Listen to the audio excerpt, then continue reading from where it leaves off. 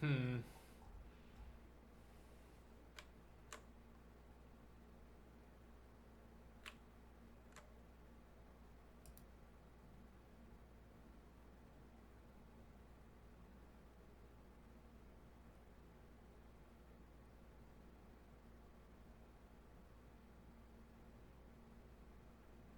What did I do?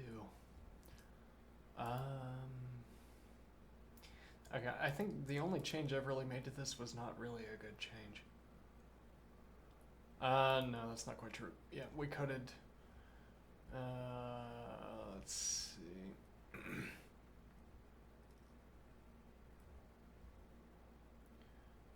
Coded vector cycle B. Mm-hmm.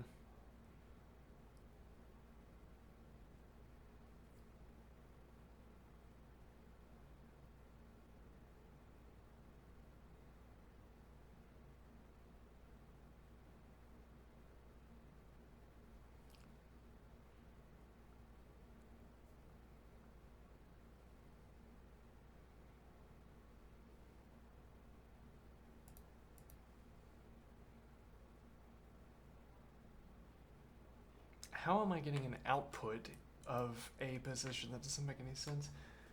I'd have to be passing a display, like, where is this word?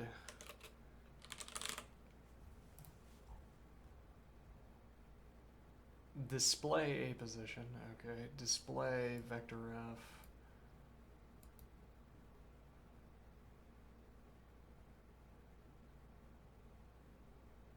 Why isn't that just displaying? If I delete that, does that...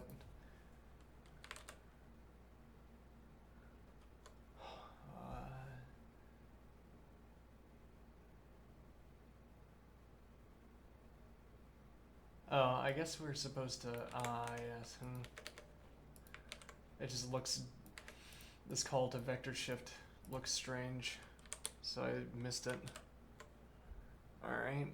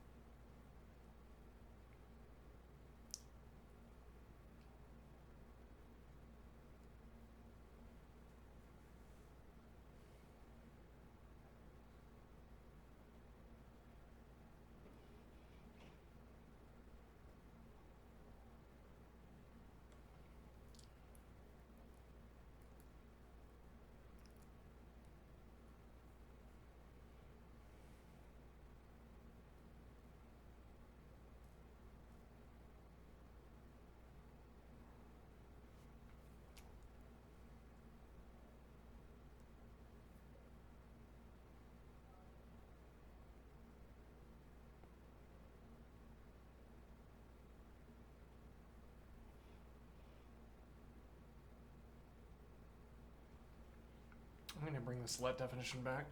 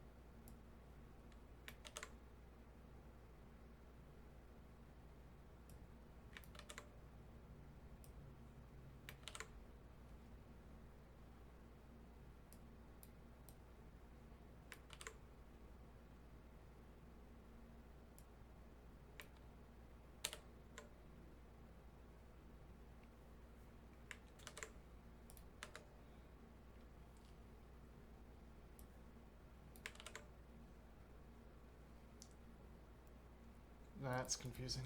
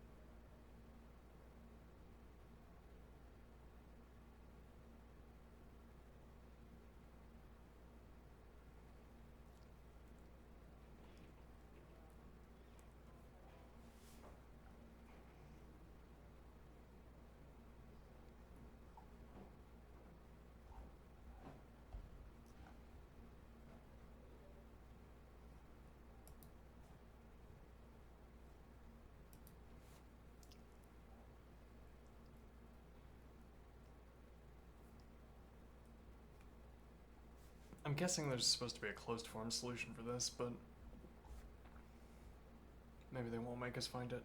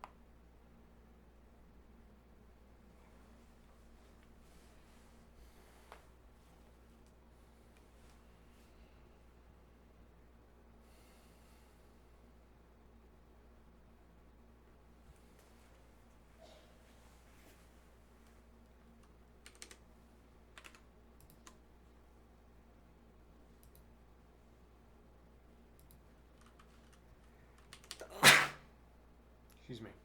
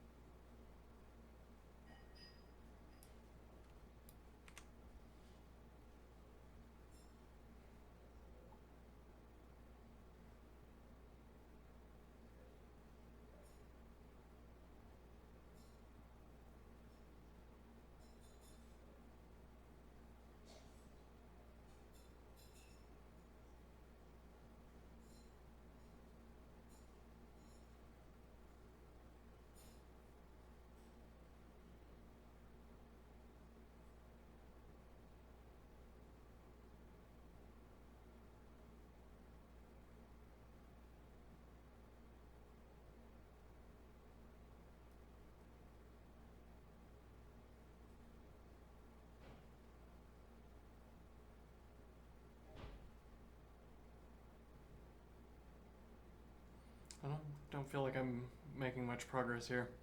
Hmm.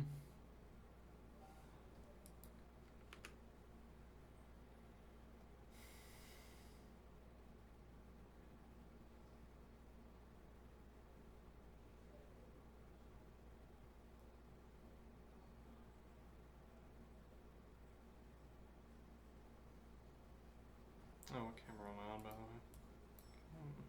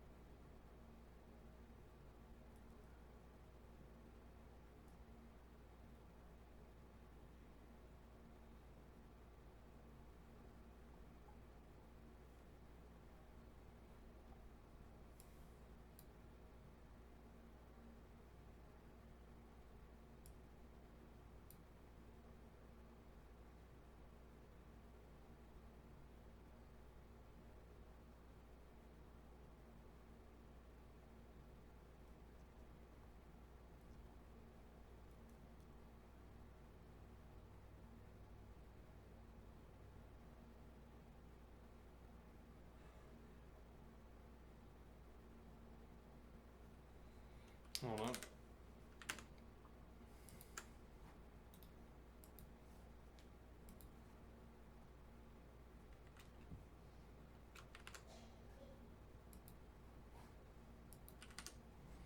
I'm not making progress here. How do you want to finish this? Let's see, we gotta focus up.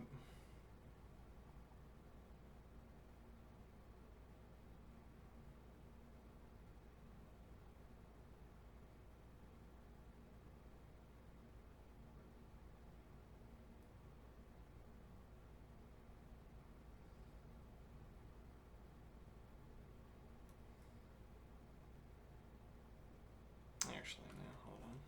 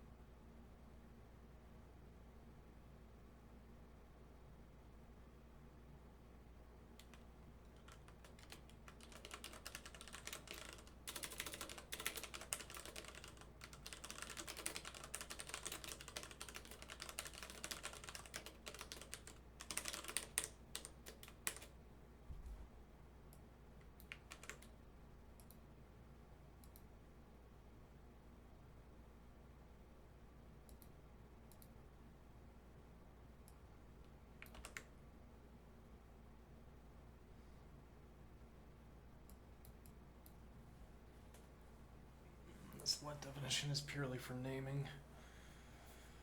Yeah, that's not good. It would be optimized out at the end.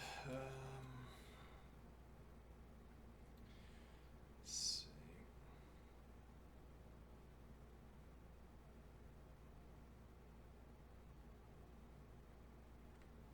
So what is this telling me?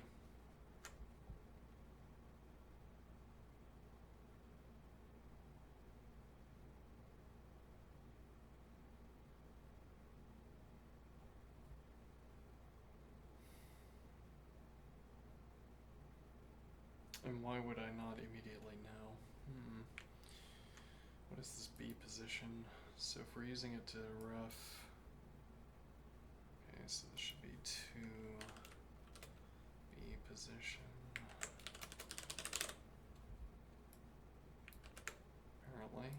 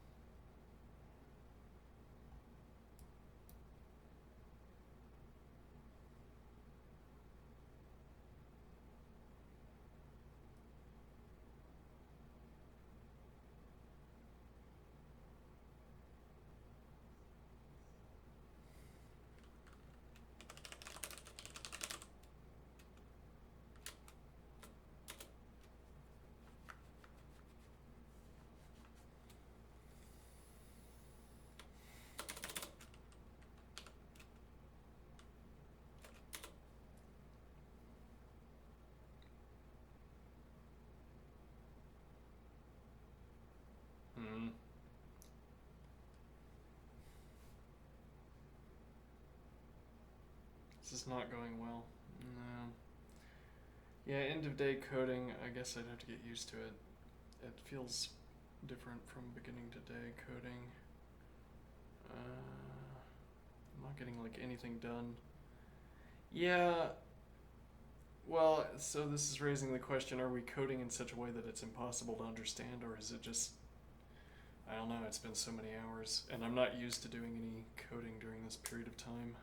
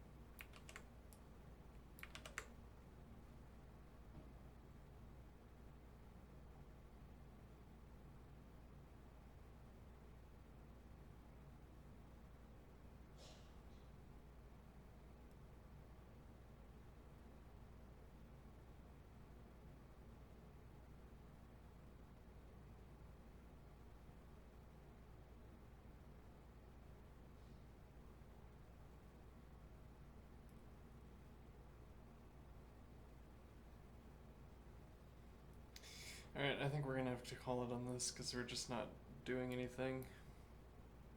We're not making any progress.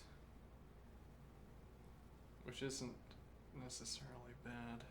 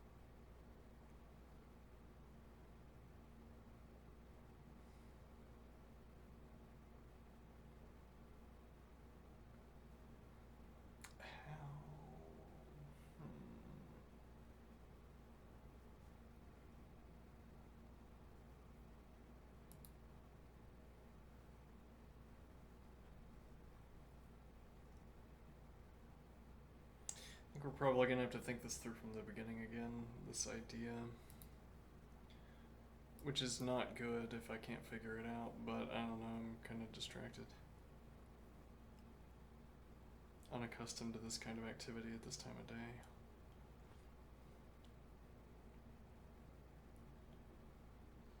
Do some math. Okay, math time. Math time. Okay, everybody.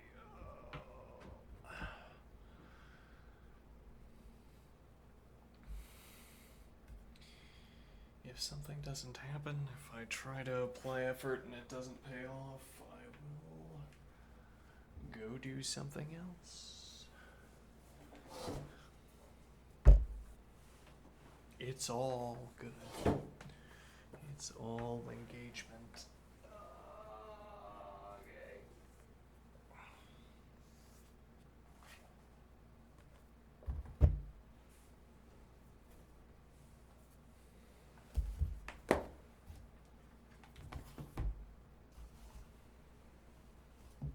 One moment.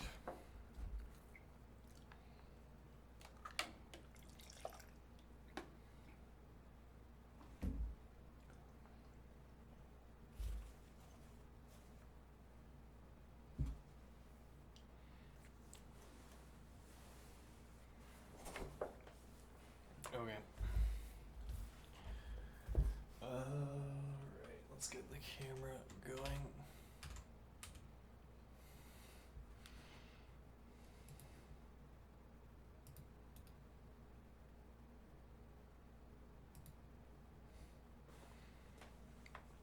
I did some thinking during that. That was worth the time.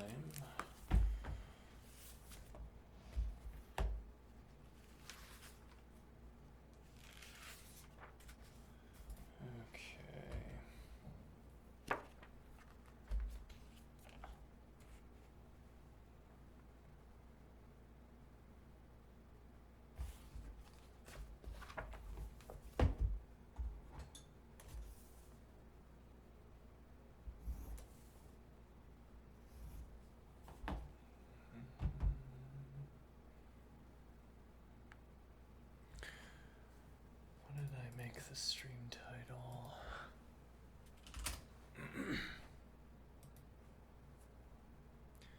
Hello, the man who like. Alright, well, yeah, okay, my stream title was a little bit off. You're gone. Alright. Let's see.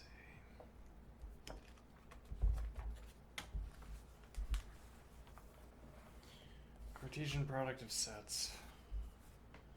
The Cartesian product of two sets A and B in symbols A by B is the set of all ordered pairs xy such that x is an element of A and y is an element of B. Okay, for example, if A is equal to the set containing its elements 1, 2, and B is equal to the set containing Archimedes and Eudoxus, and A by B is equal to 1 Archimedes, 1 Eudoxus, 2 Archimedes, 2 Eudoxus. Okay. Formally, we have definition 17.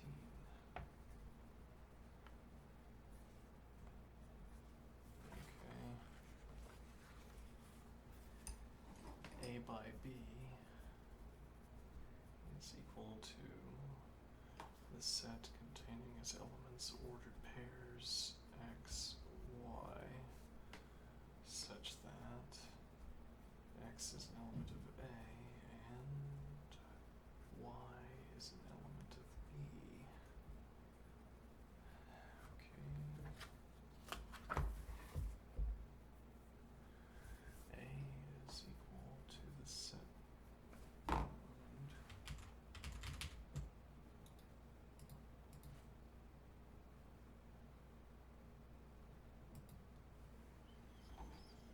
A is equal to the set containing its elements 1, 2. B is equal to the set containing its elements 2, 3. Alright,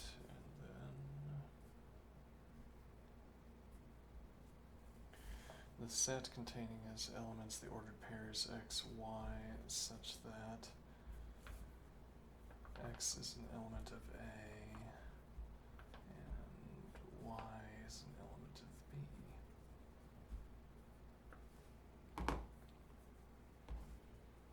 Okay, now how do I want to write this out?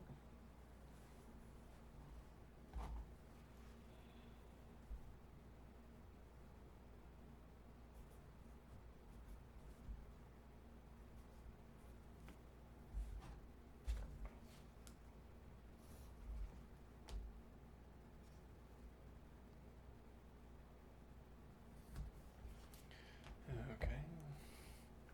X is an element of A, so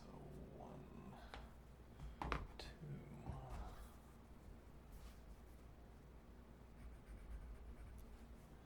Okay, and then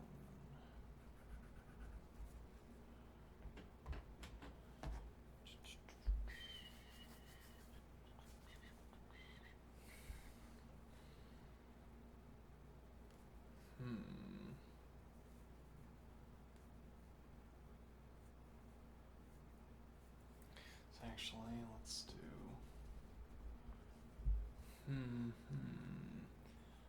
1, 2, 3. Okay, 2, 2, 3. All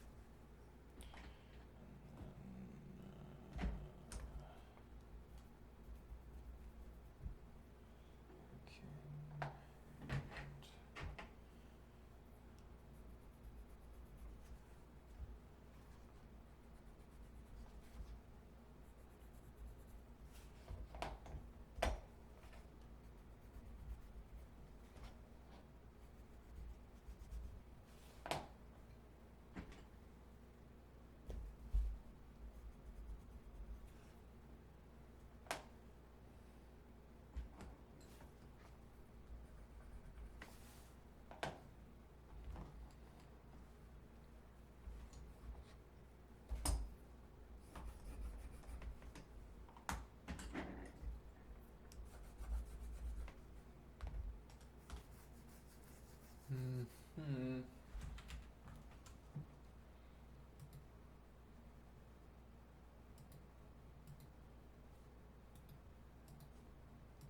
Maybe get some zoom here. Okay. Let's see.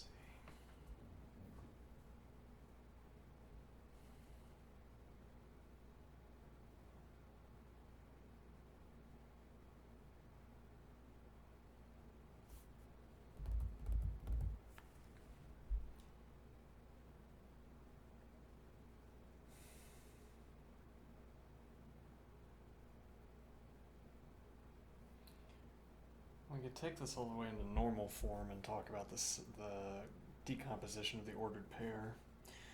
But I mean, we could also just give ourselves ordered pairs as it really is a meaningless kind of step down, right? I mean, maybe worthwhile to do it the first time through, but stepping down from ordered pairs into the set containing as elements, the thing. I mean, you never need to take that step, except, well, you have to take that step if you want to use tautologies and contradictions as your primary source of proof, because you have to be able to step down to expressions about sets. You have to be able to say, you have to be able to construct contradictory statements, but contradictory statements are things like X is an element of the set when it isn't, or X is not an element of a set when it is. Then we could take this as being comparably sort of proof-worthy. Like if I say that, well, let's see, C is equal to the set containing its elements.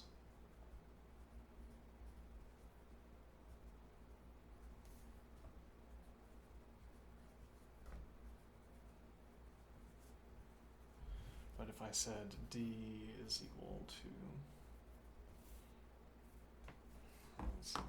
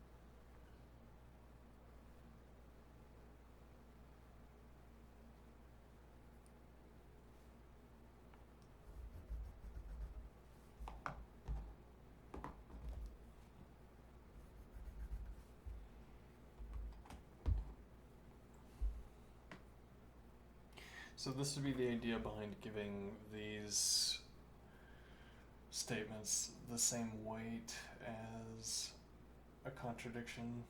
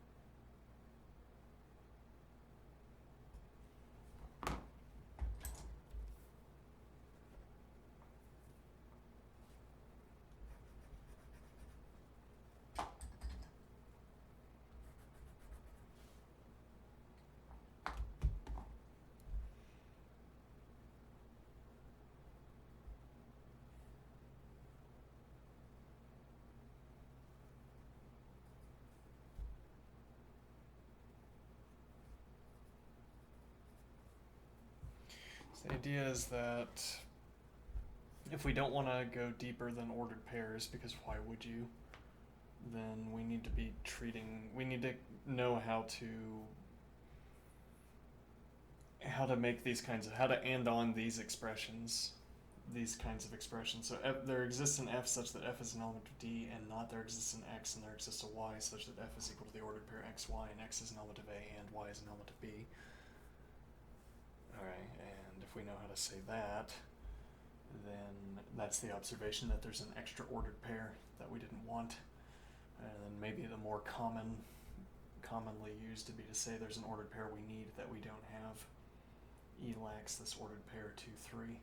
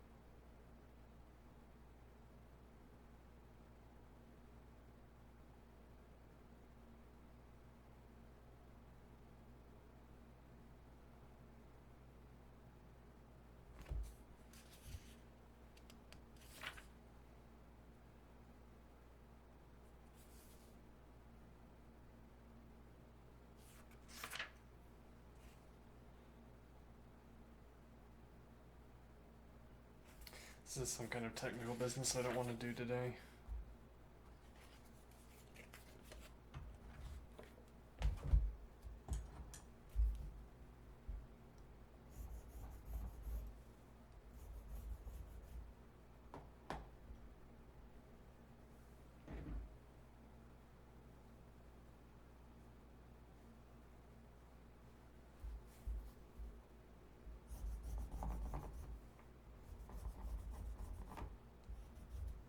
The orange of skipping, which is not much used.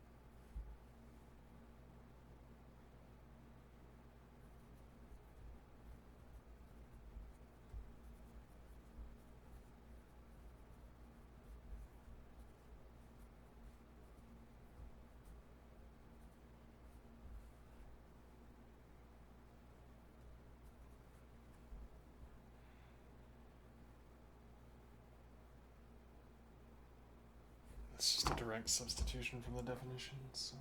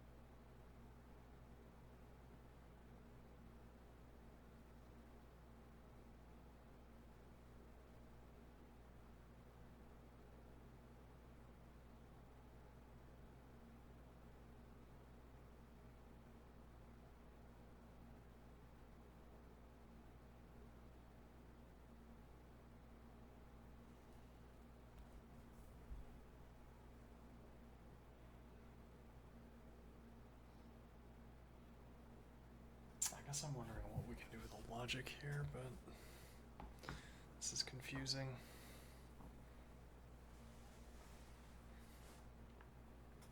What do I mean?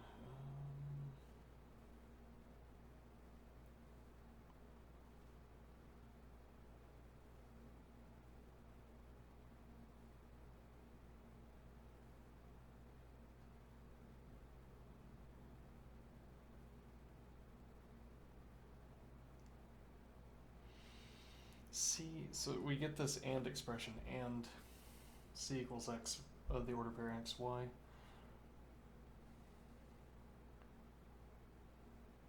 So I guess we could make a point here. C is an element of the A by B Cartesian grid, then C is equal to the ordered pair X, Y. Okay. So C is an element of the ordered pair A by B if and only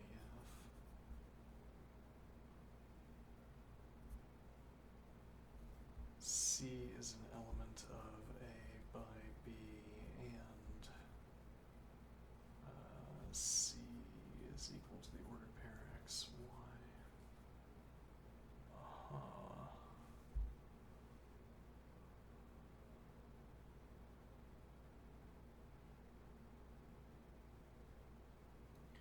So the way this symbol has shaped up, this crosshatch biconditional and crosshatch conditional statement, this is about derivability. The conditional statement without the crosshatch is conditional statement without the crosshatch is a mechanic. It's an algebra symbol that works according to the conditional equivalence. Then the double crosshatch is about, it's not so common, so we don't have such a strong definition for it. But here we're saying the ordered pair, rather A by B is equal to this set, okay? And now we have double crosshatch derivability relation between. So we're saying these two sets are equal to each other when we have the derivability relationship between these two statements. Intriguing. Okay.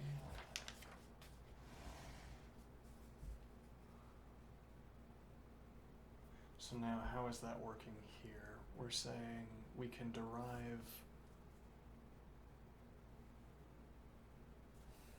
and yeah, why doesn't this need to be the biconditional? Because I'm keeping the biconditional here. One point is that we don't split crosshatch statements.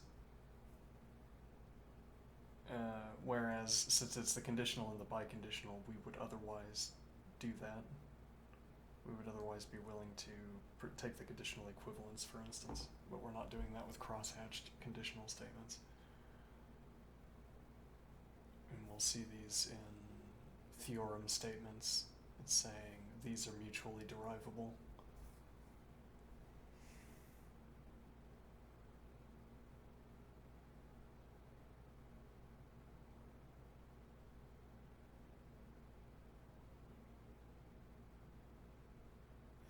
Okay, but there's a point here that we can say,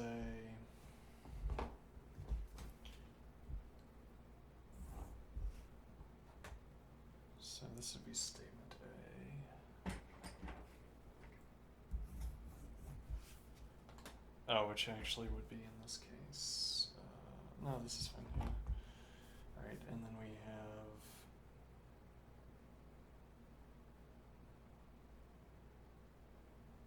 that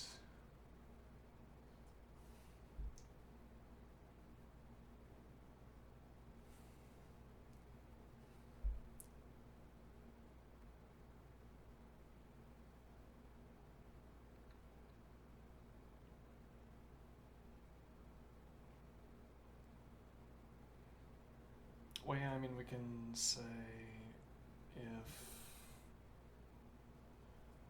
there exists an x and there exists a y. Oh, this should be y and z actually.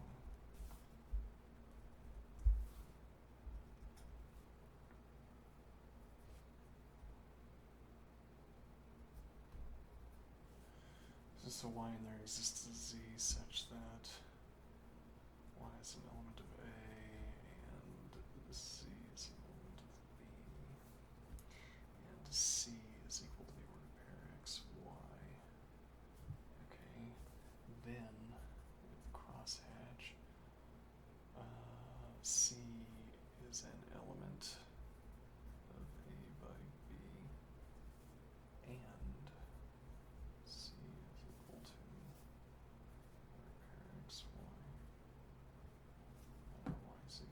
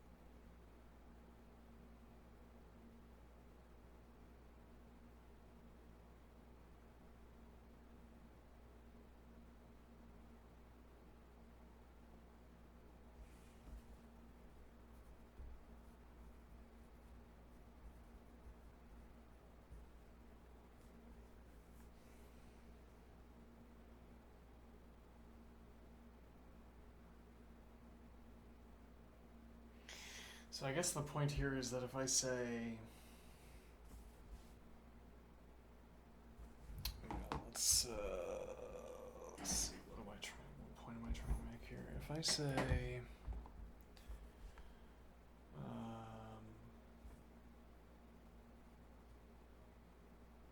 if I say P if and only if Q, okay, we have the crosshatch.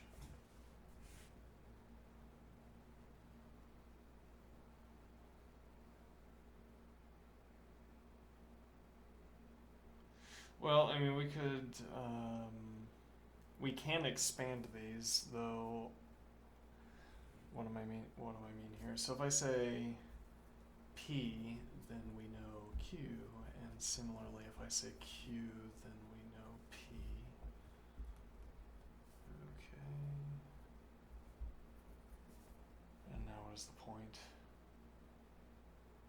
So in the case of P, Q, and then if I say not P, then we have not Q, and similarly. Actually, though, that strains the meaning of this as a question about derivability. What do I mean? Well, this seems like an additional assertion, and now I'm seeing the law of the excluded middle in real time and seeing how strange it is. what do I mean? So we're saying P then Q, okay. Then we're also saying not P, not Q.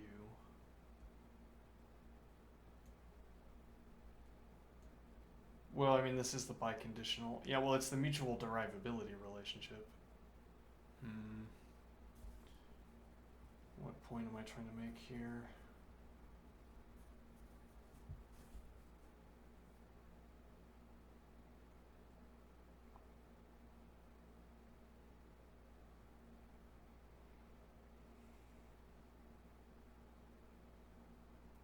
Well, so like if I take the case where I say P, okay,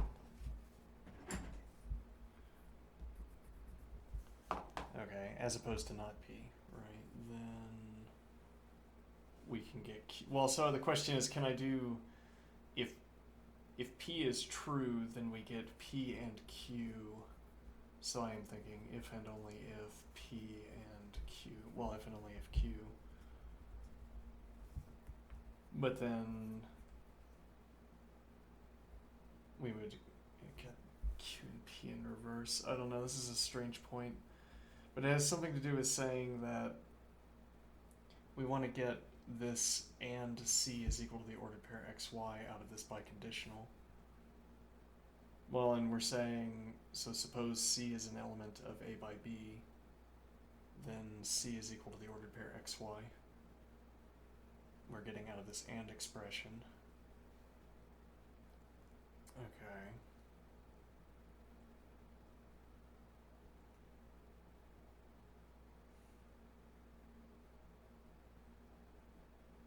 So I want to be able to take that expression back over to the other side and say C is an element of A by B and C equals the ordered pair xy. I don't know. I think it's time for calculus. Okay. Confusing as it so frequently is. Axiomatic set theory. Okay. We don't have so many pages remaining in this notebook. And working through pages is a measure of success. Okay.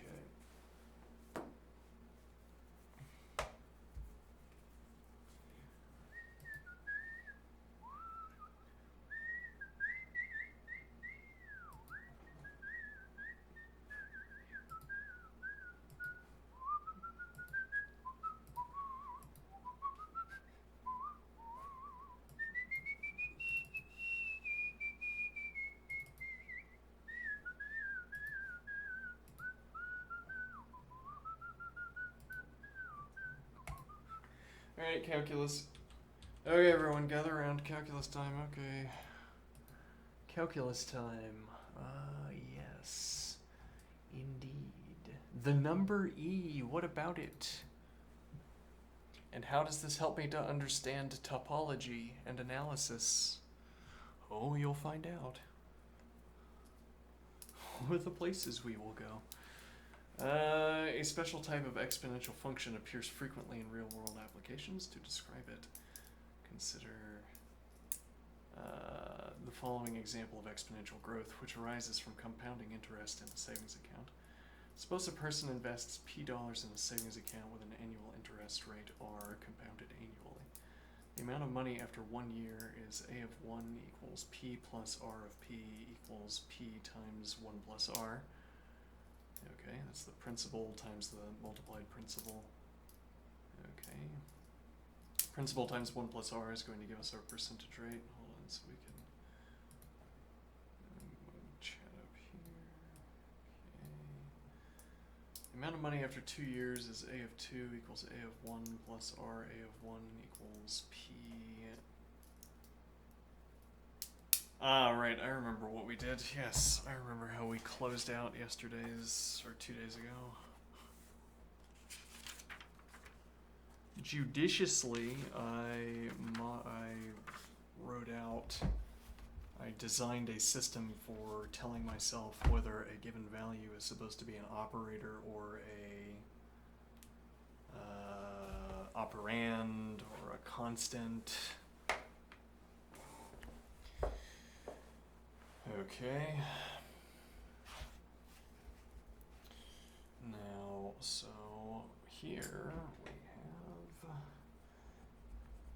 P, which is a constant, alright, and then R is another constant, R is another constant. We get,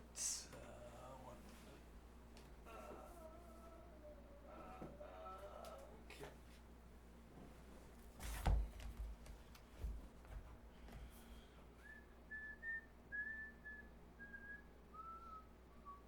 Literal. We have a color for literals, yeah. Okay. R, and then P, also a constant. And do I want to throw in, we could, this is a decision, exponents. I'll make a note that this is a decision we'd have to make. I don't know if these browns are different enough from each other to allow us to read carefully, but maybe. Alright, so this is how we diagrammed things out. Okay, this gets us to the idea that here. Alright, so we want to extend this process, or we want to trace this process back, because the author wants to proceed to say A of t, the general case, is equal to P times 1 plus R to the t. Okay, and now we have operator, we have input, okay, we have input, which is now also, we have a bit of a conflict. We have input, well then this wouldn't be a literal, fair point. Okay, now we have literal 1, and then we have constant P and constant R. Okay. Now how do we reach this conclusion? So we need to see something about this process. Okay, so we're saying A of 2 is equal to P of 1 plus R squared. Alright. A of 3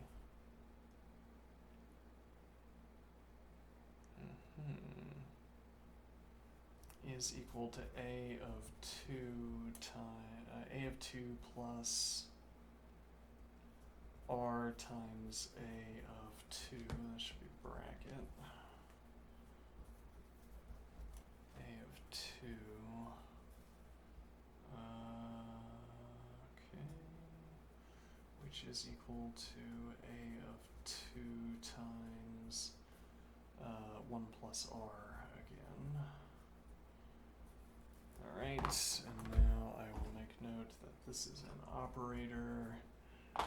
This is our input, and this is a literal, and this is a constant. Okay, and now what is the point? Well, A of 2 we just derived as P times 1 plus R squared. So A of 3 is equal to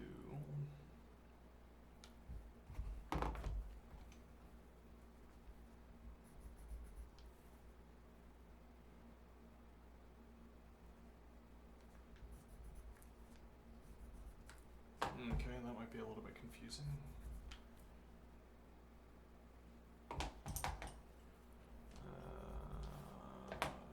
Let's see, A of 3 is equal to A of 2. Right, well, so here's where we're doing the substitution. Right, okay. So we're going to have Yes, well actually this didn't need to be done. We didn't need the greens here because we get all of our greening in over here. Sure, let's see, so we're gonna have a of 2, okay, which we have stated is equal to this expression. Alright, so p times 1 plus r squared, and that's our true green expression, times 1 plus r, which is our grass green expression, and we get equals p times 1 plus r cubed. I need to write my r's in a more aesthetically pleasing manner. Okay, so, what camera are we on, by the way? Okay, that's correct. I feel like the camera might be a little bit disheveled, but whatever. Okay, so now...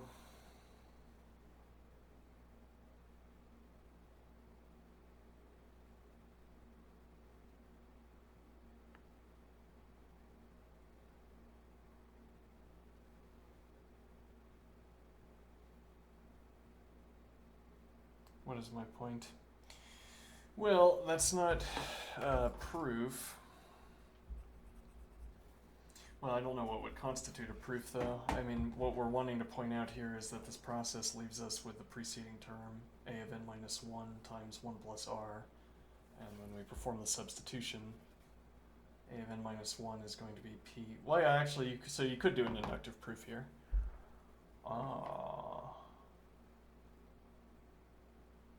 Couldn't you? How does inductive proof work? Do I care? I mean, it's a way of structuring... Yeah, I'm thinking, well, the insight of the inductive proof is sometimes useful for confirming something you don't already know, like confirming something counterintuitive, but I wonder if it's actually useful here. What do I mean? I mean, so really the proof here, I think, is about understanding, recognizing that here we arrive at this juncture where we have the preceding term and we multiply it by 1 plus r. Okay, and that we arrive at this juncture every step, every time we increment the counter, the input. Alright, that's the essence of the inductive proof. Following up on that with the formal inductive proof seems a little bit beside the point, because again, this is the better proof, as it were, or this finding this juncture is the better proof. If there were a way of highlighting this juncture more carefully, because this is just now one expression out of a sequence of expressions, and yet it's the critical expression. Well, okay, and we can highlight it like this. My color of proof. But, I mean, the inductive proof, as it were, forces us to highlight this juncture where we get the incrementing to the next step by... Yeah, well, it makes us highlight the incrementing point where the reason we are, as it were, the reason we're incrementing to a of 3 is because we're multiplying by 1 plus r. But I don't think that that's going to be... Again, it gives us the satisfaction of performing a calculation.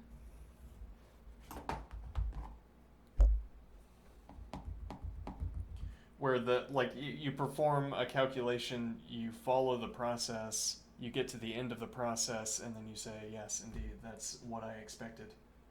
Or rather, no, that's not really the point. You feel like you've done the work of a proof, or you've done the work of a calculation.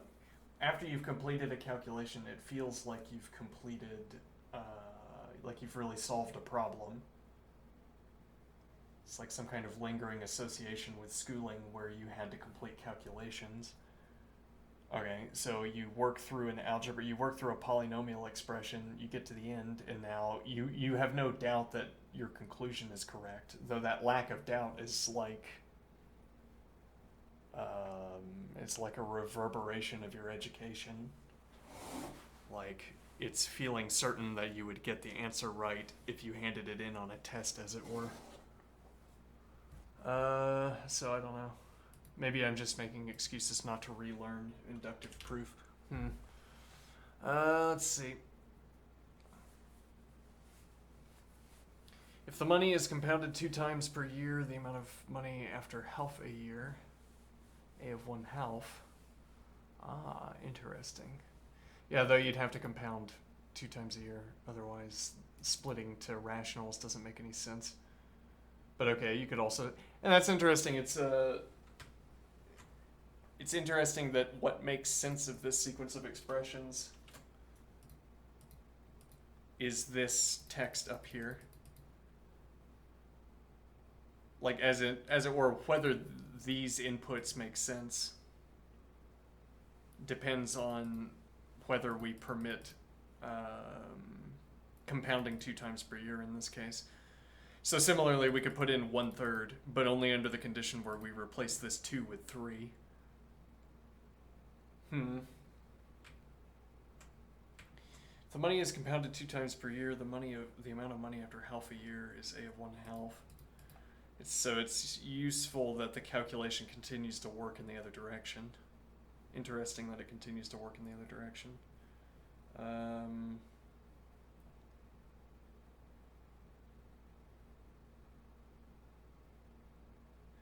Though, hold on, why...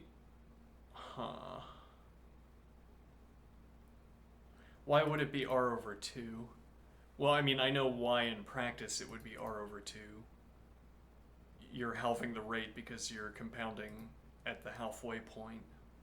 So that's a story that explains why we're dividing the rate by 2. But then there's nothing in this definition by itself, for instance, that tells us. Well, interesting point. Yeah. What point am I making? So a of 2 is not p plus 2rp, for instance. What do I mean? So down here we're saying the reason we have r divided by 2 is because this is 1/2 and we're compounding at the halfway point, and that makes good sense. Okay, but it's a story. That story looks like it holds if you go back up here. Why? Because we could be saying 1r. So when this... Okay, yeah, let's see if I can write that. So we have a of 1 is equal to p plus rp. Okay. And then we say a of 1/2 is equal to p plus 1/2 rp. Okay, so now let's do some labeling. So we have poppy red, then we have an input 1. Okay, and then the rest gets the typical. This is a constant, this is a constant, and this is a constant. Okay. And now similarly we get a constant, r is still a constant, p is a constant. Okay, this is our operator. And this is our input. Okay.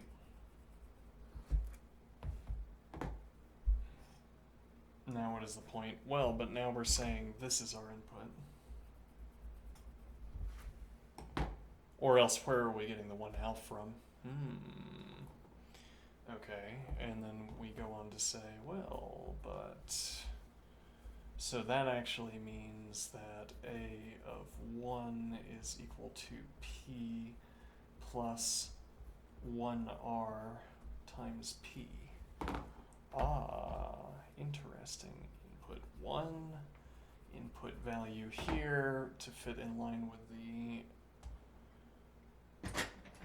Well, so yeah, this is the same kind of observation you'll run into while coming up with examples for LeetCode problems. What do I mean? And this is the operator still. What do I mean? That You realize that the example did not exemplify, didn't give you an opportunity to make a claim like this. Okay, now, so the claim here is that all along there was a multiplier, this input value. Okay, we just didn't know that we needed to include it, and that was revealed when we had this extension, this additional example. It's p plus 1/2 r times p. Okay, and then so we go back and we expand the original example so that it has this multiplier. Okay, but now the kicker is that that's wrong, seemingly. What do I mean? Well, a of 2 is not equal to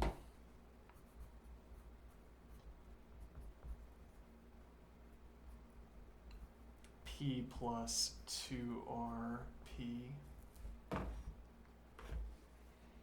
Interesting. So this is still the operator.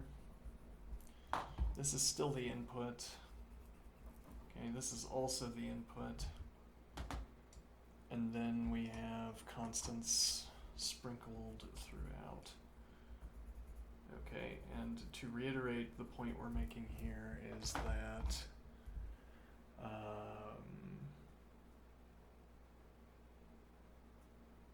the point we're making here, well, so what is a of 2? Well, a of 2, as it turns out,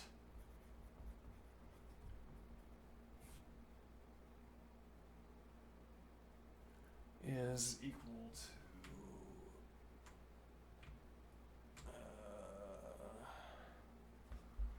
p times 1 plus r of 2. Okay, and now what is that going to be? Which is equal to p times 1 plus 2r plus r squared. Okay, which is equal to pr squared plus 2pr plus p, if we want to calculate it out like that, which is not equal to, well, I mean, it's not always equal.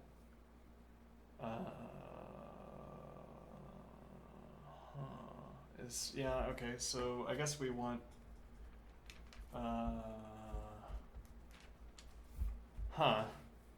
yeah, like we want an expression that says not always equal. Okay, we could do double slash through. Uh-oh. No, I guess we can't do that. Okay, let's see.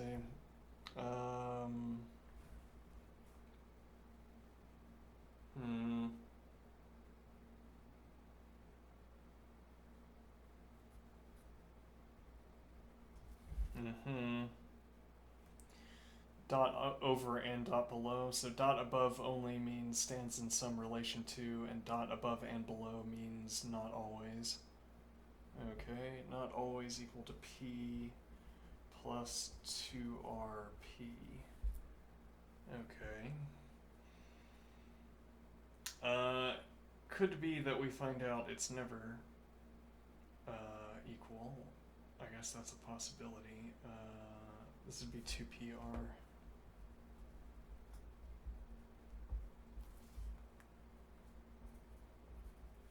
Well, so I mean, if I subtract from both sides, so I say pr squared, let's do this. Okay, I say pr squared is equal to 0. Well, rather, stands in some relation to 0. Okay.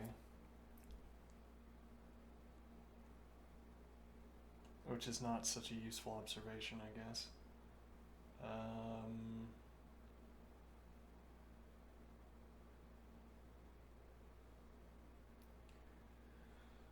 Okay, so what do I want to get out of this? PR squared is equal to 0 if and only if P is equal to 0 or r is equal to 0. Okay, so either we have a principal investment of 0 or we have a 0 rate. Okay, either of those two cases are irrelevant. Interestingly, they preclude themselves on the basis of the stories we tell about the kinds of calculations we can be performing here. If you have a principal investment of 0, then you're not talking about an investment. And if you have a rate of 0, you would borrow infinite money. Well, no, it wouldn't be borrow. Well, you'd be getting no interest, so I guess you'd find a different investment. I don't know. But it renders this case irrelevant. So the only cases where this would be inequality would be cases we wouldn't talk about. Okay, so now I guess I want to say double crosshatch biconditional. So let's see. No, that's not really the right use of the double crosshatch biconditional. I don't know, that's something we make up as we go along, but the making up of such things is the doing of math.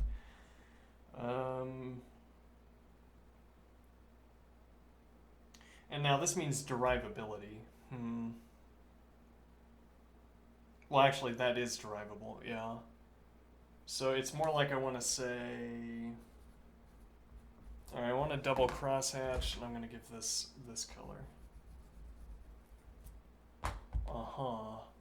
And now we're extending this blue color.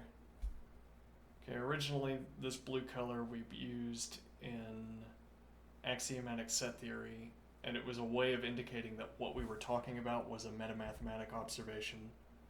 Or, yeah, well, that our implication was about what colors we assign. Okay, so we used this when we were telling ourselves that there's a reason we color the way we do, and it's because of some biconditional that we had established. Okay, now here we're extending the meaning of this. This is going to mean something more like, let's see.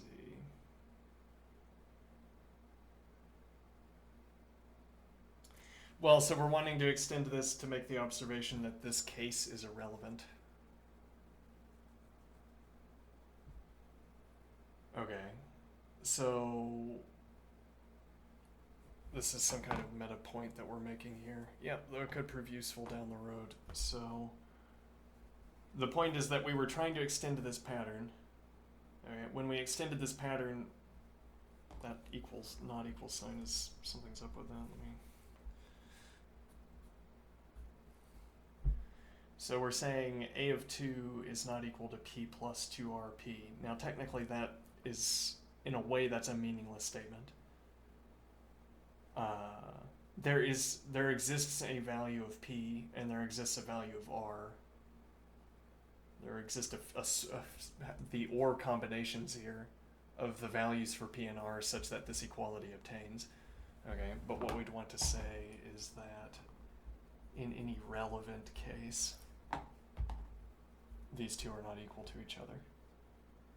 Interesting. Though there's something else lingering here. Let's see.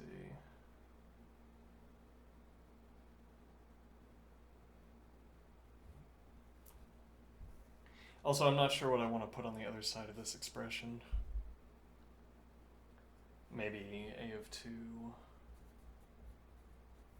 is not equal to p plus 2pr.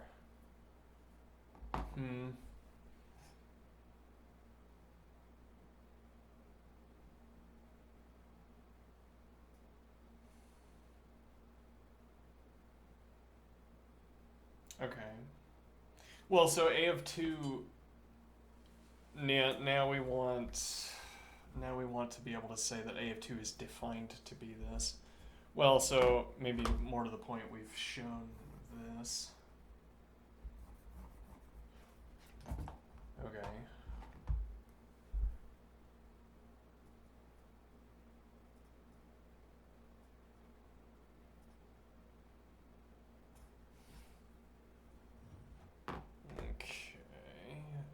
this equality.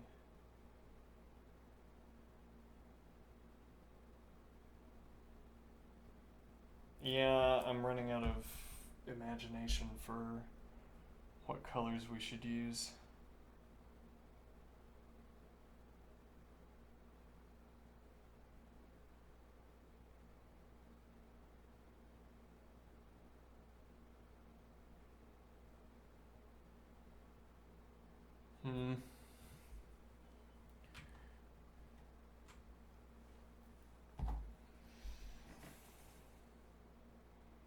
What did we want to do with this observation? Well, so this is a kind of proof that this a of 1/2 is.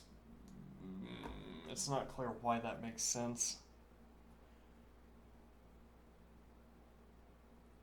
This way of making sense of a of 1/2 doesn't work.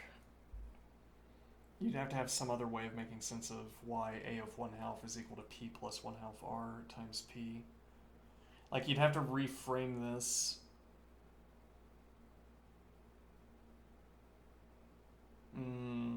Well, at any rate, you can't extend this pattern of plugging in the input value of 1/2 here. I mean, for that matter, a of 1/2 is not equal to this. If what we mean by that is, yeah, let's make this observation that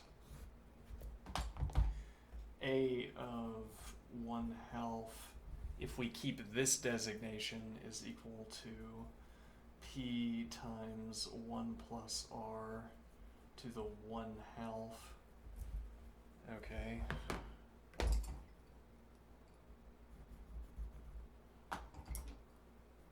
There's our input. And then our assortment. We have literal and constant and constant. Okay, and this also is not equal to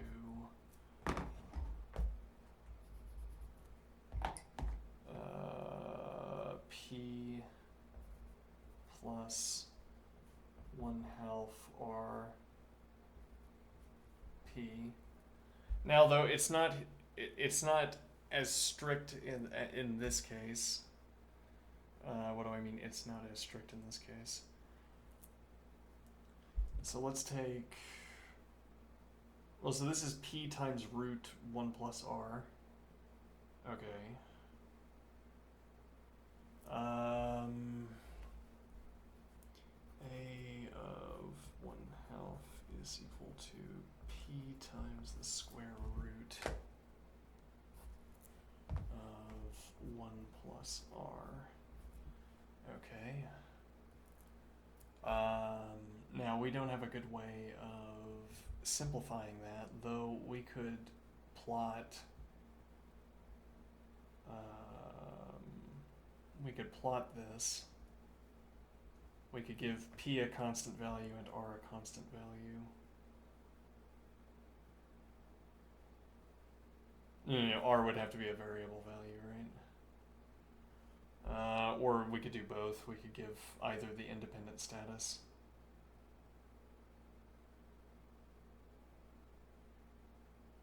Curiously, not 1/2. Yeah. And the point would be that these are not going to be equal to each other. I mean, they could be. Well, let's investigate. All right, let's go to. We were. Yeah.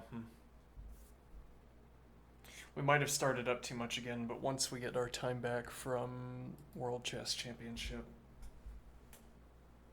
we'll be picking back some steam, getting back some of the drive. Yeah, so I want to use graph. I want to use racket graphing to get used to using scripted inputs to graphing software. But for now, I'm going to take the easy road. So if I say p is equal to 100. Okay, and then I say p times 1 plus x to the 0.5. Okay, and then I say p plus, p p plus 1/2 times x times p. And we can clearly see that these are not equal to each other in all cases. And they are only equal to each other in one case.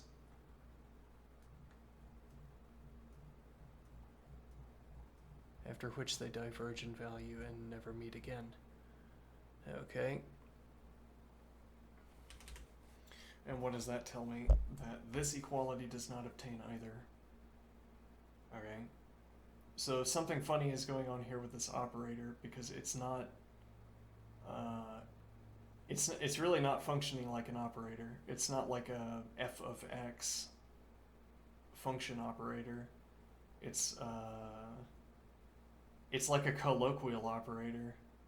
Well, I mean, it apparently is allowing us to say, well, a of 1/2 is equal to p plus 1/2 r. But that's, again, that's not how we decided to use that operator when we defined a of t to be p times 1 plus r to the t. Something is up with this. Oh well. Now.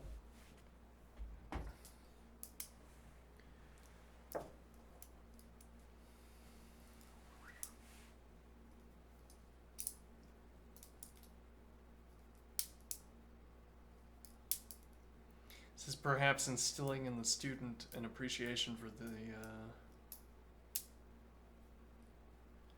Oh, interesting. So you have to do an entirely different. I see. It's giving an entirely different function. So this is deriving a different function. This isn't trying to use the old function. Okay. And well, now we have the same derivation.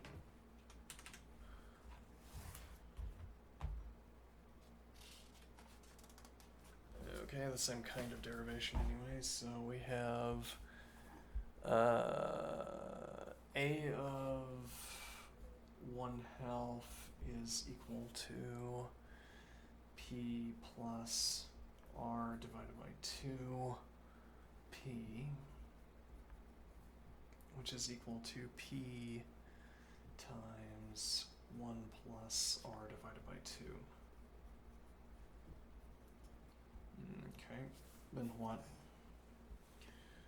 Okay, then we say a of 1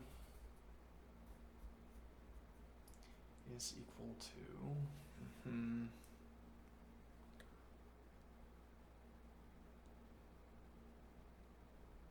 yeah, there's not an attempt to justify this step either, where we say it's a of 1/2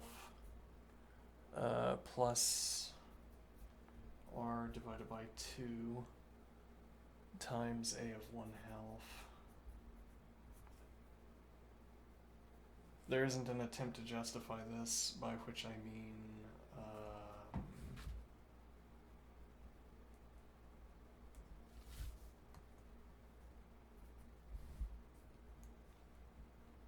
one second.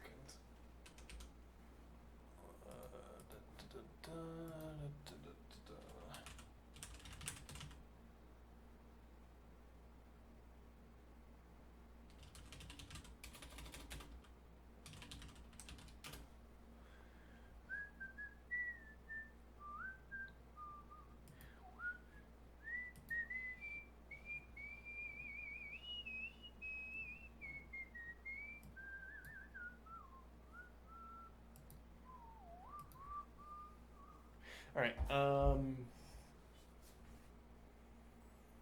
Yeah, it's not clear how we're getting this.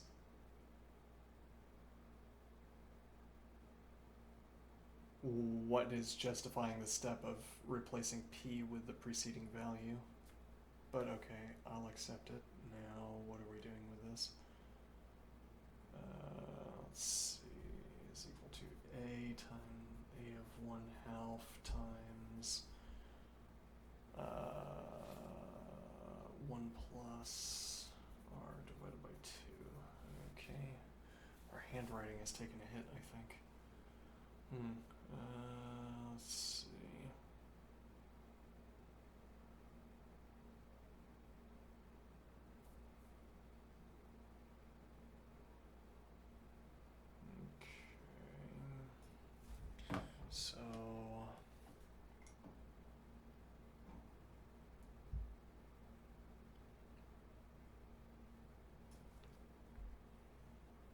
well, once again, this is going to be equal to P times 1 plus R divided by 2.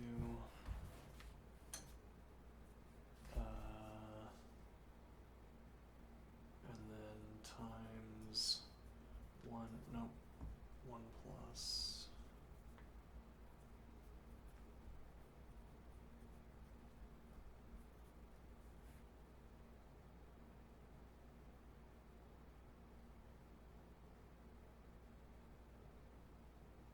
Okay.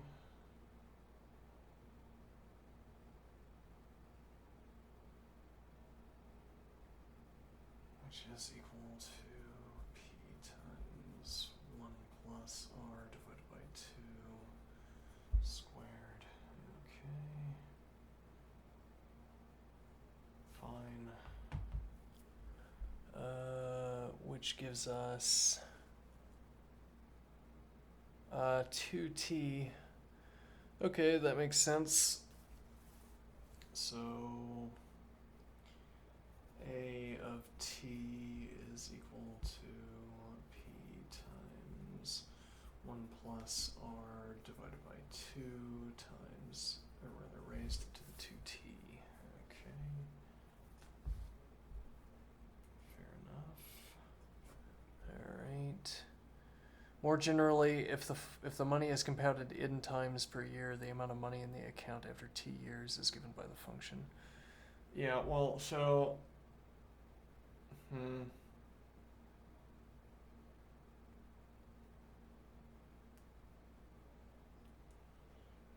let's try this with 1/3.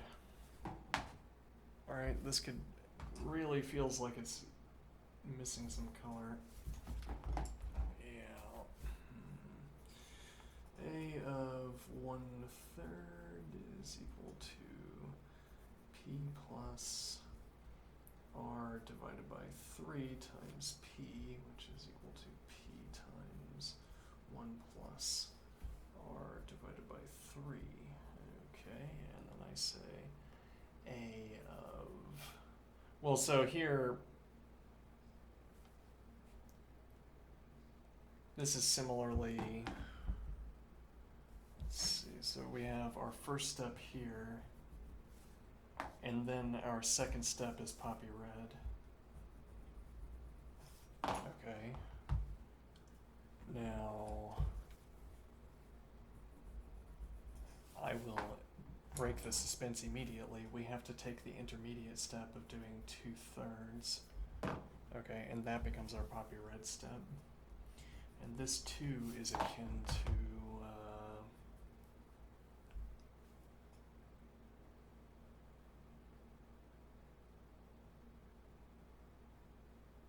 this is a similar kind of observation where it's not clear what the pattern is because there's more than one candidate for satisfying the pattern. We could jump straight to 1 and then we would fumble into error, or we could, okay, so this will be A of 1/3 times, hold on, let's do that, let's make the side,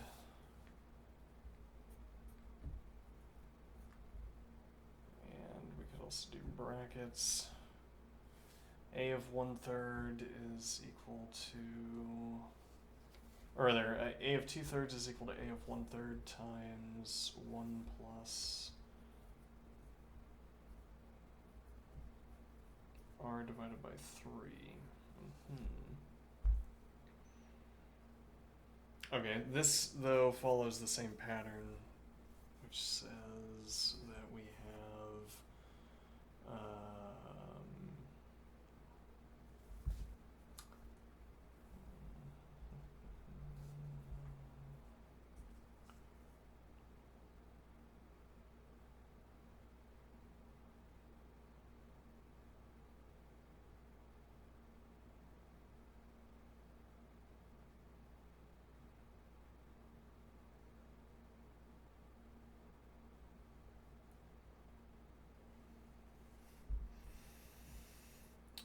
right, and this is why we would have coloring. So coloring. Yeah, coloring. Yeah, coloring. Yeah. Let's see.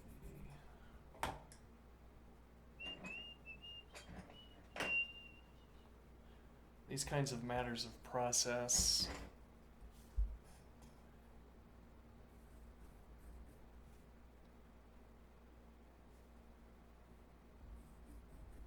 Don't want to be making confusing. Don't want to be getting confused. All right, so making confusing, yeah. One day that will be the correct grammar. Yeah. Let's see. So now a of 3/3 is equal to. Yeah, I guess we gotta remain consistent about this bracketing. That's kind of funny. Because here we did the vertical, and then we said, no, I don't like that, and now we did the horizontal, and now we did, well, actually, I want brackets, and now we did that. Anyway, so a of 2/3 times 1 plus r divided by 3. Okay. Now, what is the point of this color scheme? How does it work? What rule set governs the colors here?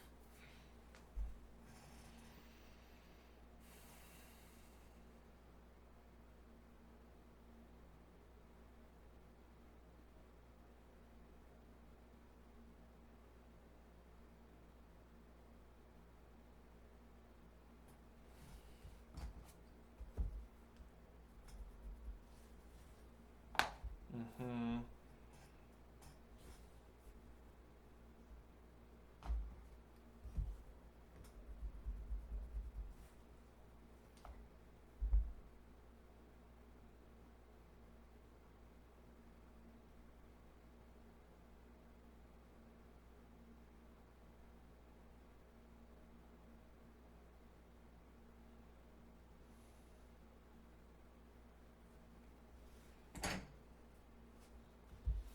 I think this is correct.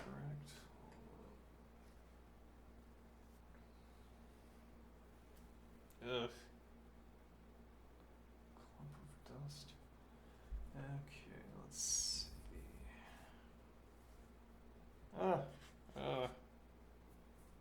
This dust, no good.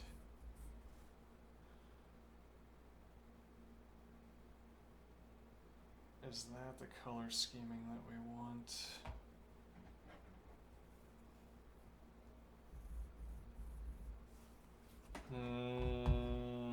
I might be fumbling it. Well, one way or the other, we get this point, which is that red to poppy red, and then this is not a two-step sequence, it's an in-step sequence. In this case, n is equal to 3. In this case, n was equal to 2. So the question here was...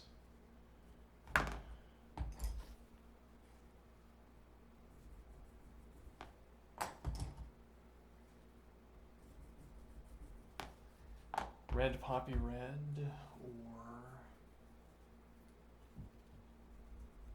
Yeah, Like, I could use the logical symbol or, but is this logic that we're doing here? Or... brackets for lists, so I've heard.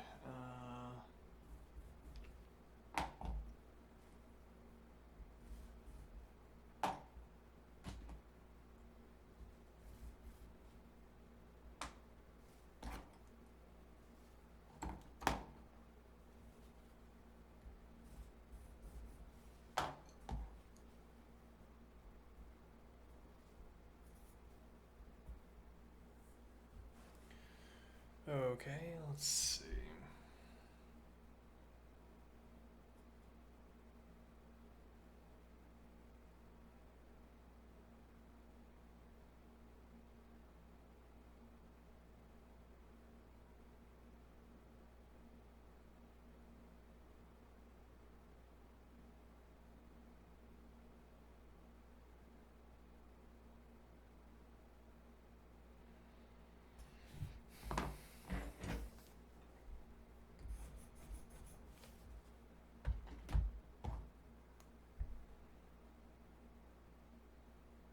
Alright, so this similarly has a multi-step process behind it, which is how we get to let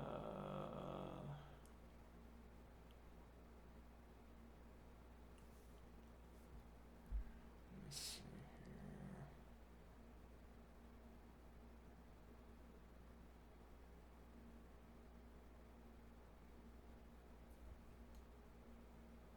Oh, wait, so why is this?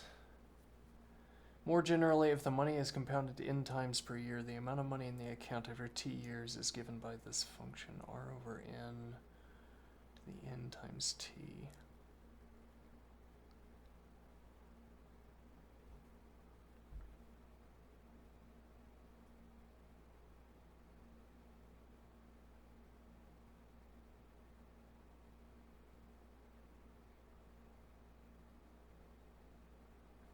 Well, yeah, so we should have been stepping in each step of the way, and now we have some license for doing that. Is equal to p times 1 plus r divided by 3 squared is equal to p times 1 plus r divided by 3 cubed.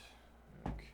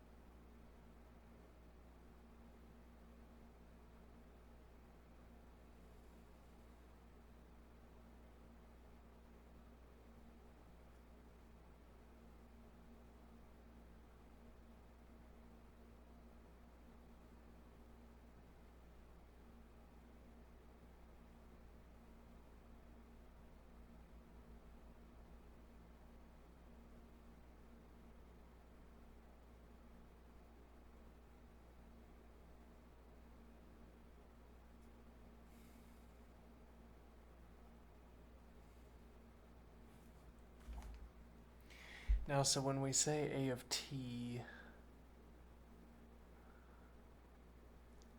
years, right, well, t years is 1 here. So t is equal to 1, a of t is equal to a of 3 divided by 3. Okay, which is equal to p times 1 plus r divided by 3 cubed, which is equal to p times, 1 plus r divided by 3 times, rather raised to 3t.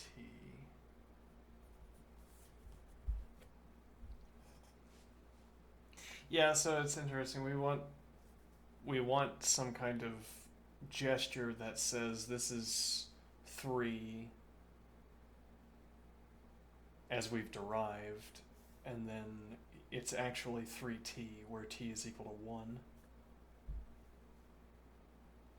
Okay, and the corresponding observation, I mean, so this is an extension of this idea from up here where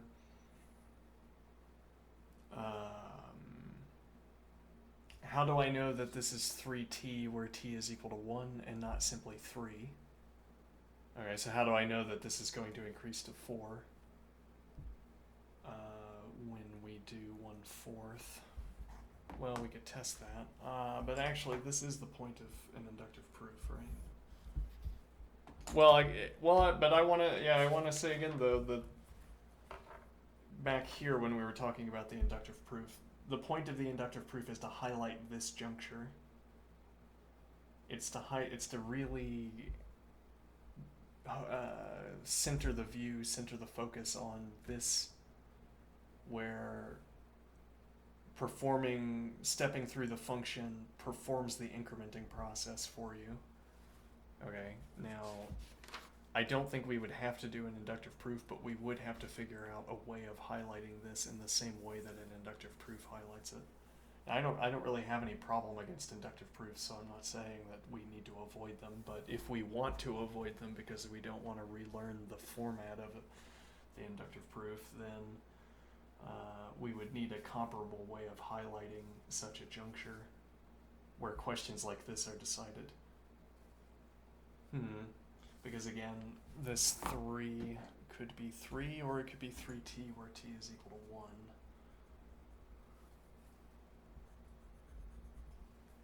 Okay, and now because we know what we know about interest rates and so on, we know the answer to this. But in other cases where the context wasn't so clear, we wouldn't be able to come up with this.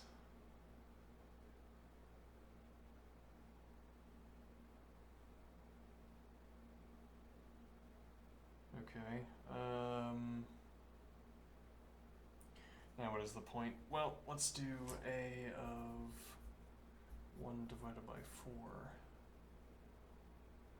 A of 1/4. Okay, which is going to be equal to p plus r divided by 4, which horizontal, r divided by 4. Okay, p, which is equal to p times 1 plus r divided by 4. Alright. Now that's red. Alright, and now we're going to say a of 2/4 is equal to a of 1/4. Okay. Times 1 plus r divided by 4. Okay. Which is equal to p times 1 plus r divided by 4 times 1 plus r divided by 4. Okay. Dot dot dot a of 4 divided by 4 is equal to p of 1 plus r divided by 4 times 1 plus r divided by 4 times dot dot dot, but I'm going to do it anyway, plus r divided by 4 times 1 plus r divided by 4. Alright, just this sort of typographical extension here. And now we would do, I guess I'd want to write this out like here. Actually, we'll use diagram blue instead of going indigo into violet blue. Rather, instead of going true blue into indigo. Okay, and then, yeah, we could do violet blue, but Parma violet is more of a contrast, but I think I'll stick with the standard violet for now. Okay. Parma violet has grown on me. I'm more fond of it. Oh, did I switch the camera back incidentally? Yes, okay. Okay, so let's see.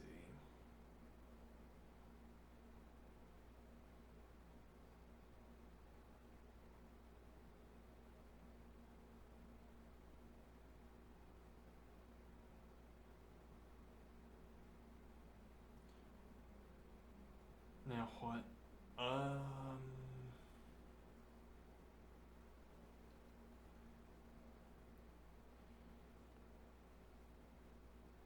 Okay, does this verify for us that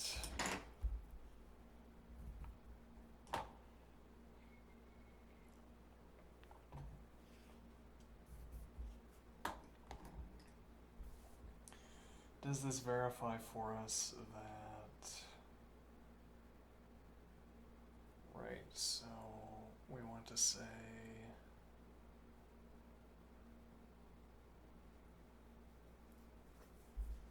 t is equal to 1. We want to write out the same thing. A of t is equal to a of 4 divided by 4, which is equal to p times 1 plus r divided by 4 to the 4th. Okay.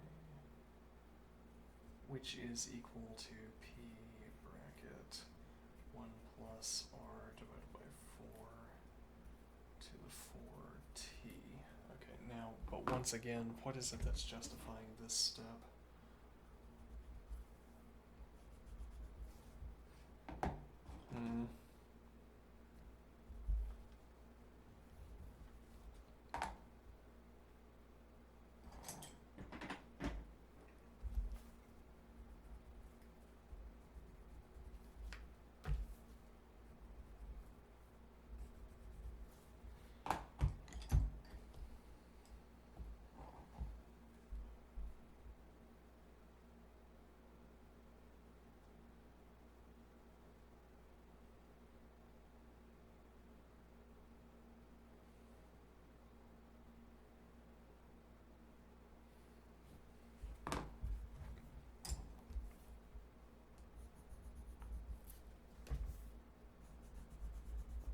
All this grouped up.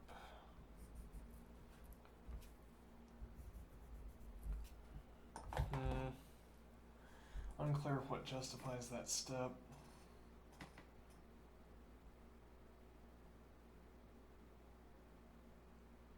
Well, no, I mean, the justification for that step is saying that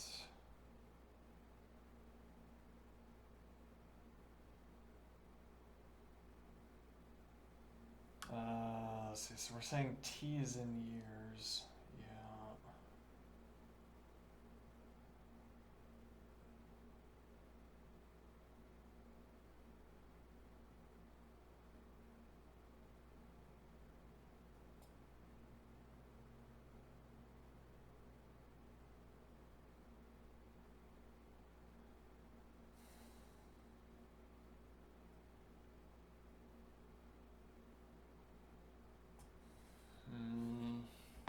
I'm not sure what this observation is, exactly what this observation is trying to convey.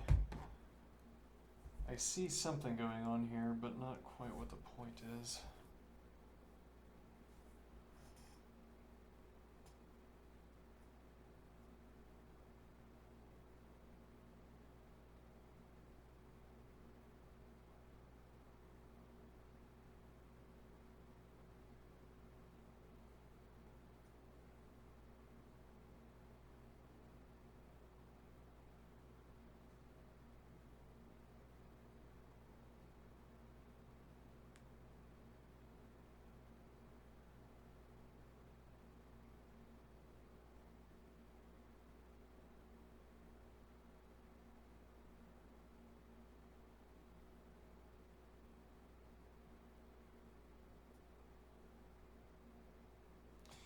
I mean, presumably the point is that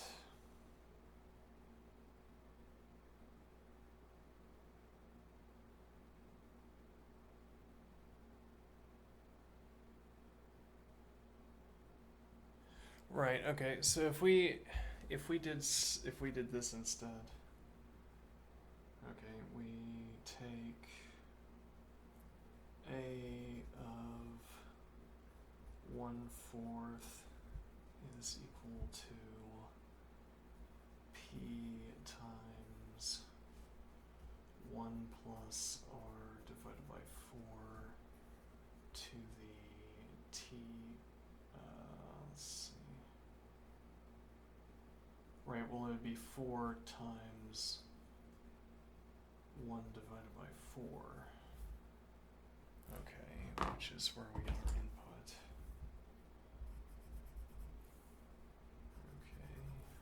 Okay, which is equal to p times 1 plus r divided by 4. Okay, and then we say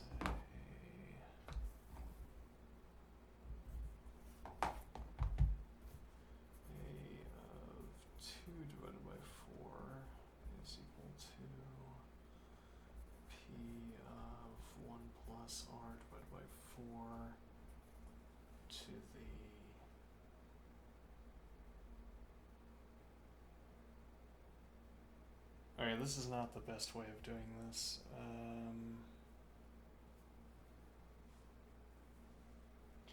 Yeah, well, we want to do squared, which is equal to p times 1 plus r divided by 4 to the 4 times 1/2. Well, 4 times 2/4 to be less confusing.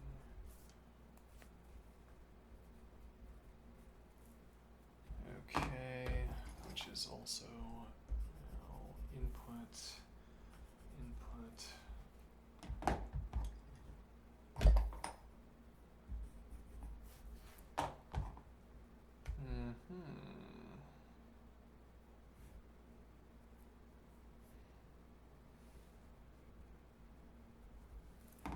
Hence the justification for, yeah,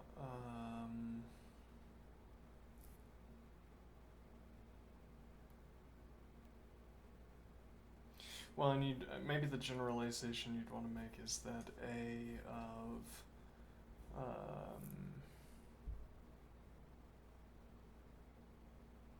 step count, step divided by n is equal to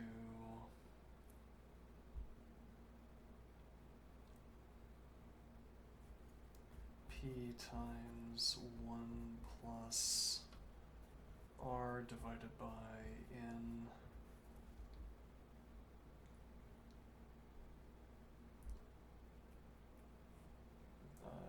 to the step power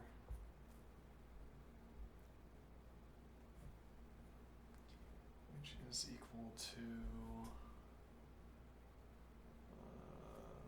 p times 1 plus r divided by 4 to the 4 times step divided by n. Well, rather it would be n. Yeah, n times step divided by n.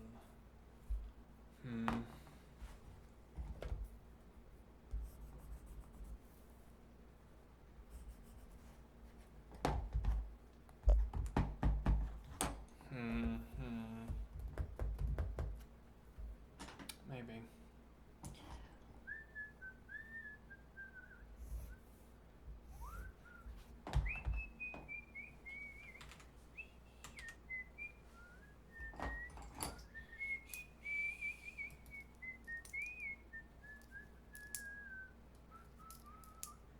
Alright, the amount of money after 1 year, 2 to the t. Alright, yeah, that's what we ended up getting.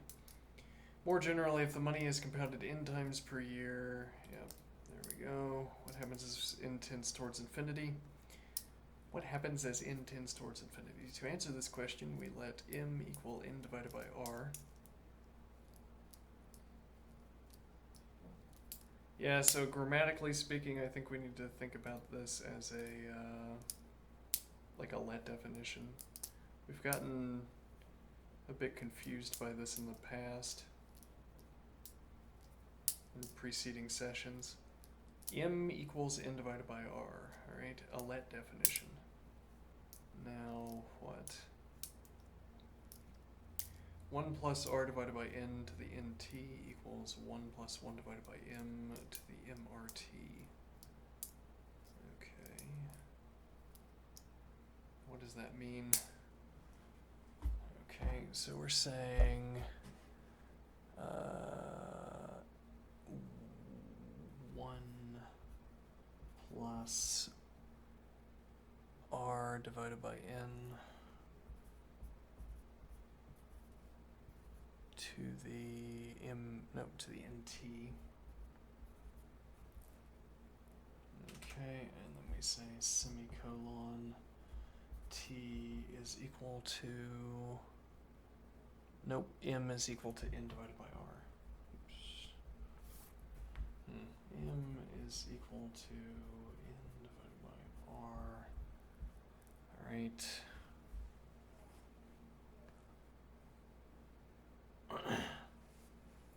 well then, for instance, let's see. Yeah, then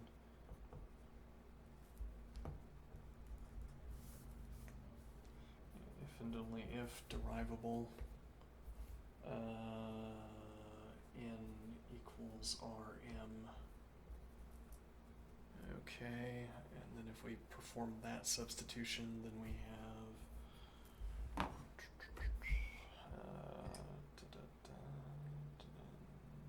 not sure what color I'd want to use here. Possibly.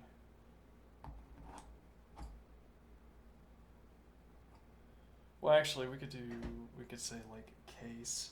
But this isn't like choosing a case. This isn't starting with a particular value to start with, for instance, which would otherwise have said light blue for binary and trinary colors. Instead, this is just a specified definition, so I want Tuscan red, I think. But I can't find, oh, there it is. Tuscan red. Alright, so now I'm going to say 1 plus R divided by Rm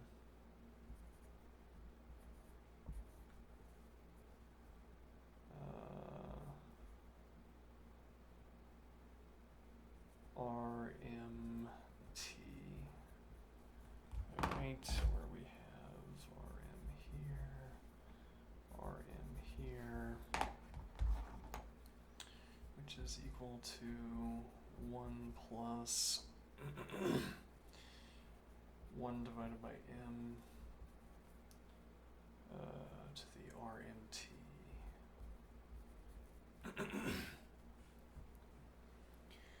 Okay, sure.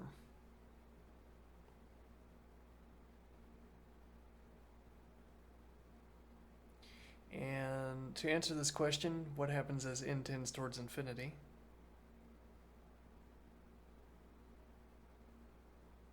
So what has this done? What has this substitution accomplished?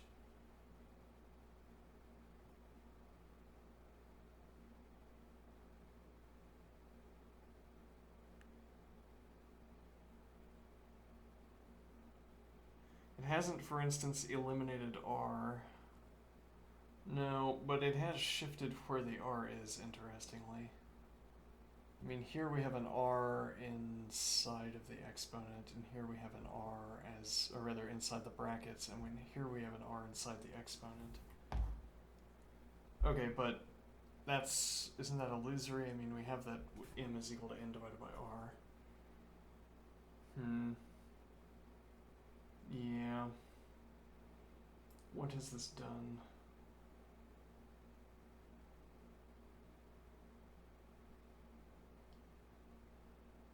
There's a point that it might be a little bit discouraging to have to ask these sort of simple questions. But on the other hand, we can be sure that in the final case, for when we are analyzing effectively, these kinds of questions won't be difficult to answer. So if anything, we should be relieved that it's so easy to find something to work on.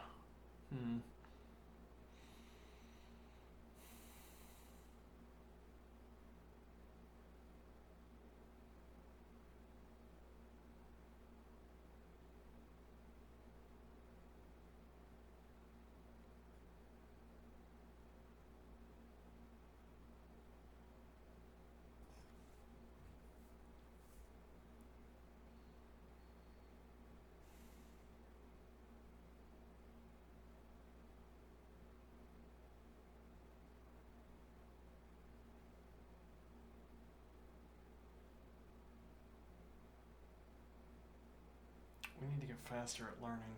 Yeah.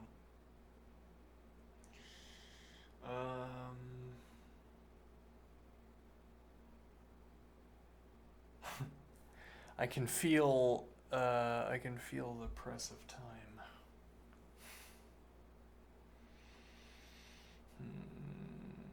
The onrushing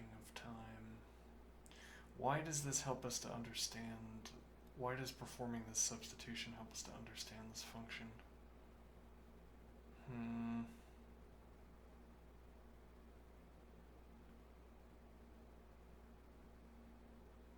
What is m?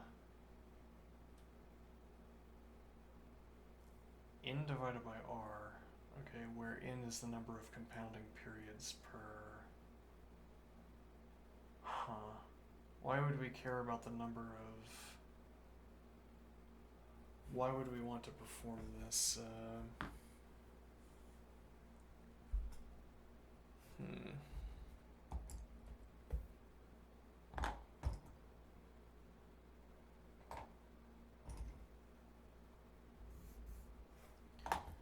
This substitution.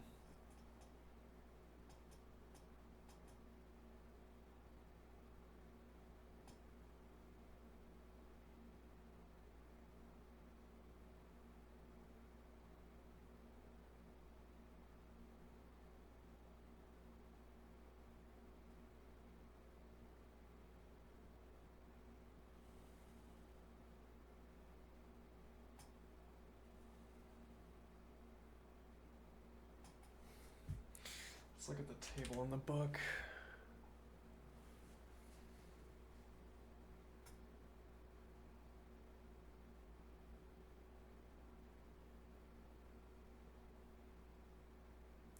So if I set a value for m, so the value we're establishing is for m, otherwise the value that we would be establishing, notably, is n divided by r.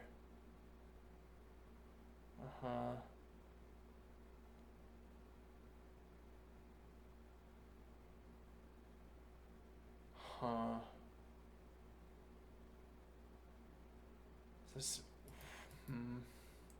the mystery here again, I mean, so we could take this function,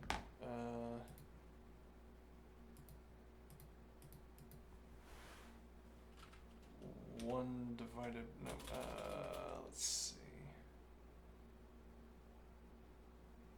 Interesting. So we already run into a problem here, which is that we have so many, not variables, but yeah, we have r, n are both constants, and then t is a variable. So if we go back to this coloring scheme, input operand argument, okay. So these are both going to be constants, r and n.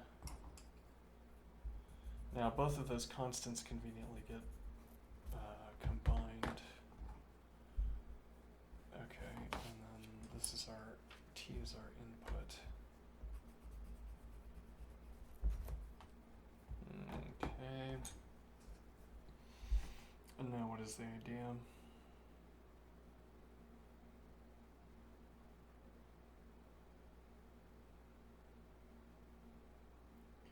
Well, so in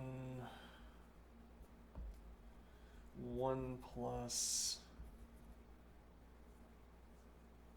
1, okay, we'll say r divided by, okay, then it should be bracket outside, yeah, okay, 1 plus r divided by n to the nt. Right, now we have constant. Okay, but the number of constants doesn't diminish, is the confusing point here. What do I mean? So we say this is equal to 1 plus 1 divided by m to the rmt. So we've simply traded out, yes, so r and n are both constants, and m is defined in terms of n and r, so m is a constant, I suppose. Alright. So, I mean, we could do like constant 1. I could do that with blue, maybe. Constant 1. Right, now I'll say constant 1, constant 2, constant 2.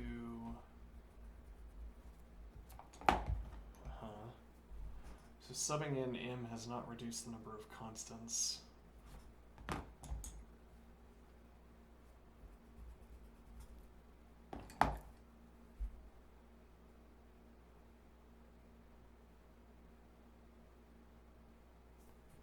Wait, why are we able to calculate, hold on, why are we able to calculate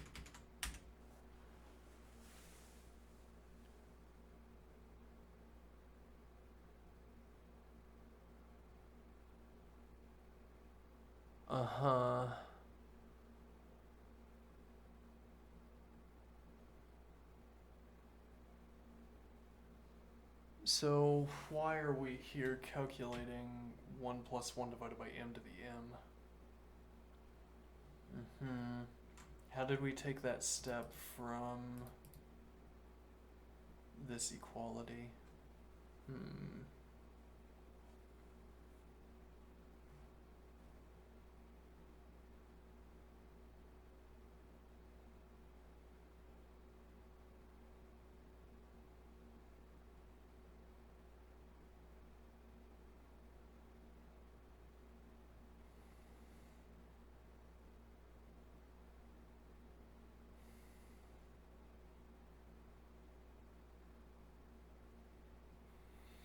Well, okay, there's a point that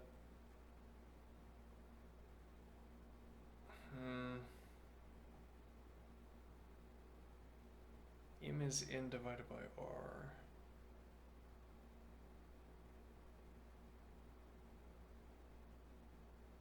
What a confusing operation. 1 plus 1 divided by m to the m. I mean, there's a point that you get the m inside the parens tending towards infinity, so that this 1 over m term tends towards 0, and then we have an exponent m. Yeah, so it's, I guess the question is, why are we able to collapse r and t?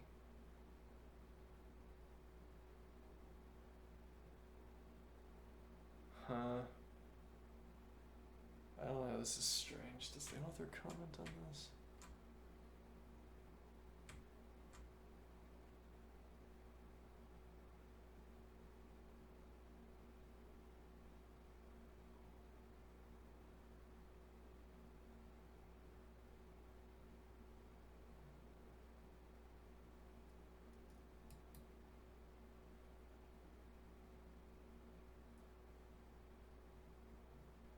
Yeah, I don't understand this step.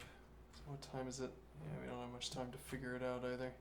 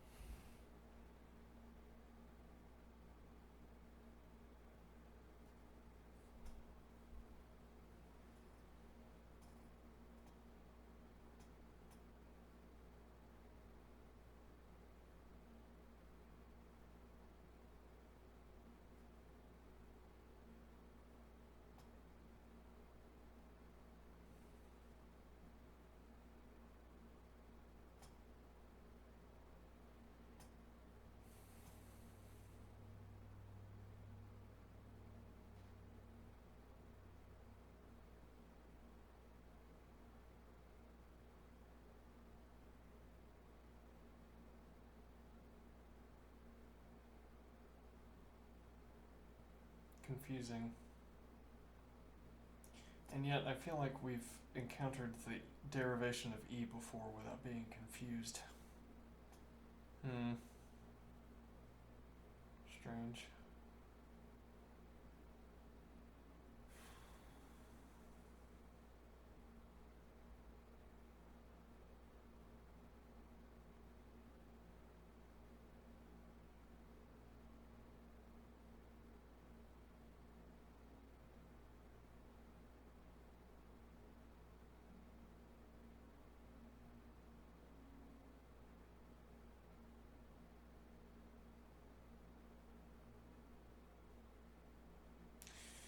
Well,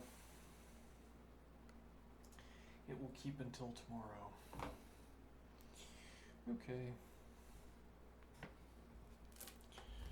feel like we started off strong today, and then this segment turned out a little bit off. Oh well.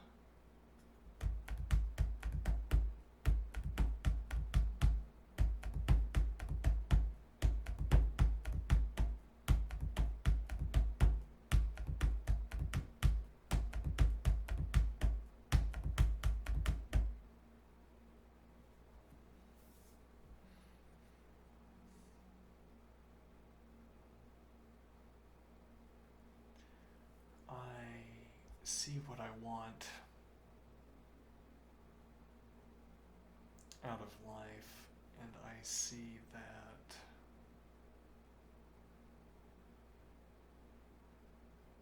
progress is the only way towards it. And now there's a kind of pull to scream.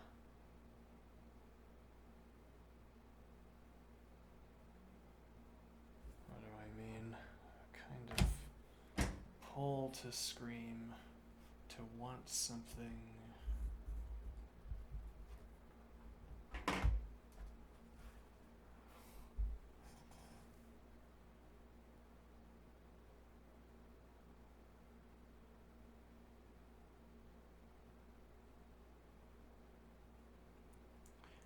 The tension is high. The tension.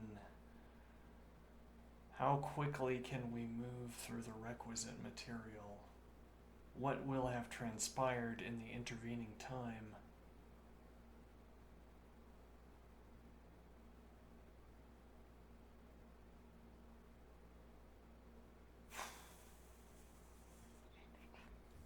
That depends on how much requisite material there is and also how quickly we can move through it. Anyway, I'll be back. I'll see you soon. Have a good one. Or there I'll be back tomorrow. Alright. See you then.